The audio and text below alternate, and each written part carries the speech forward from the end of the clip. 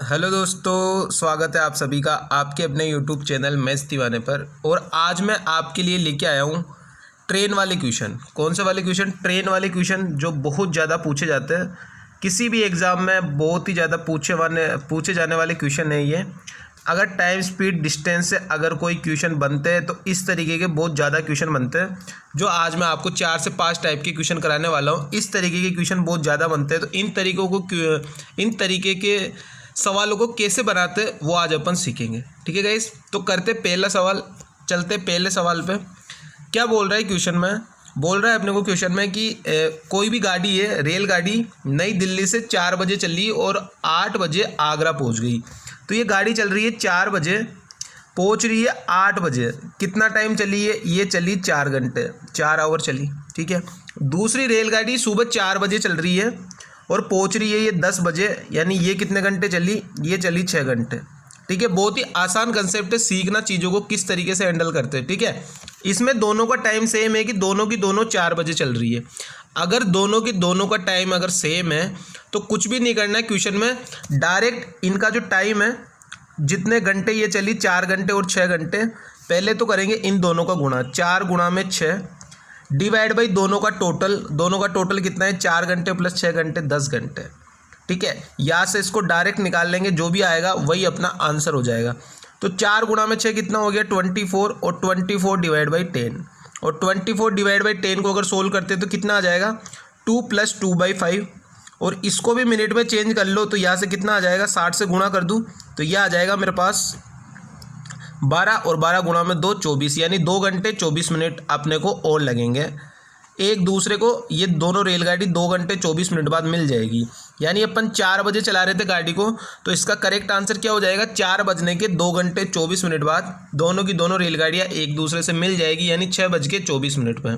तो इसका correct answer क्या आ जाएगा? 4 बजे चल रही थी प्लस 2 घंटे 24 मिनट और लगेंगे दोनों को मिलने में, तो 6:24 पे ये दोनों एक दूसरे से मिल जाएगी। ठीक है गाइस, तो इसका करेक्ट आंसर क्या हो जाएगा? 6:24। आई थिंक ये सारी की सारी चीज़ें आपको समझ में आ गई होगी। यहाँ पे टाइम सेम था, दोनों की दोनों रेलगाड़ियाँ 4 बजे चल रही थी, तो अपन ने इस तरीके से कर लिया।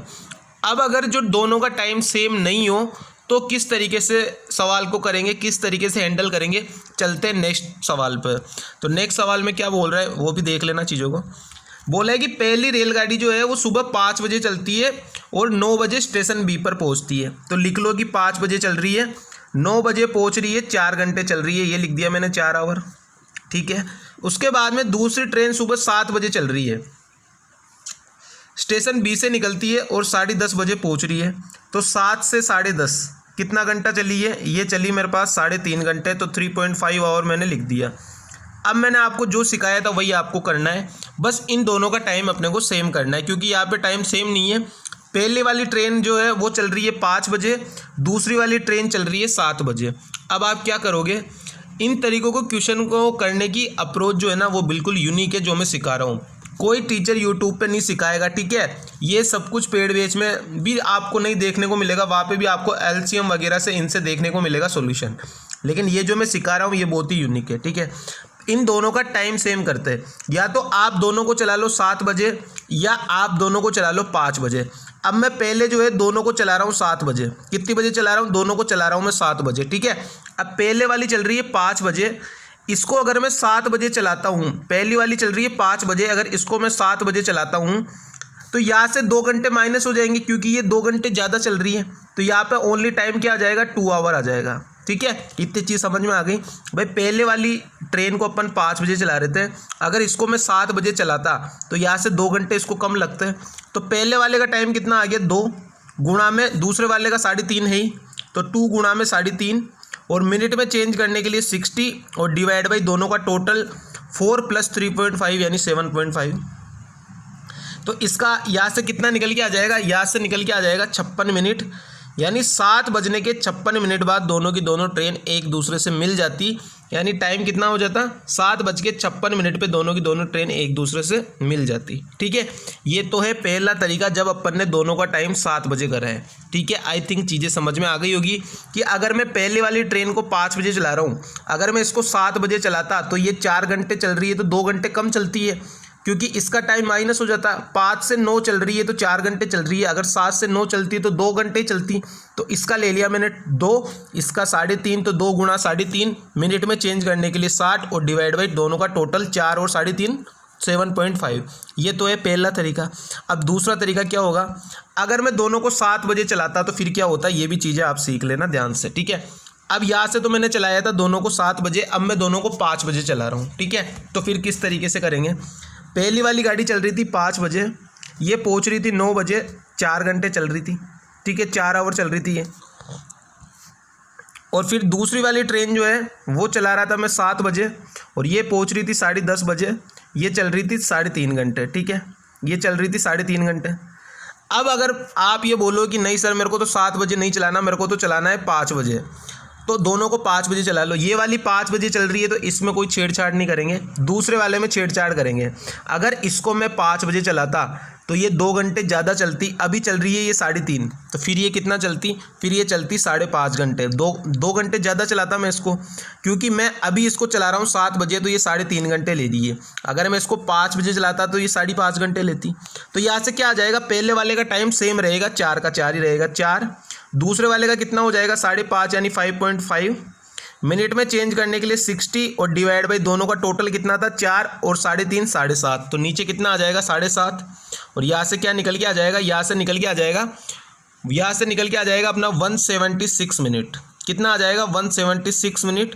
और अगर 5 में अगर आप 176 मिनट को ऐड करोगे तो 176 मिनट क्या होता है, 3 घंटे से 4 मिनट कम, यानी 2 घंटे 56 मिनट।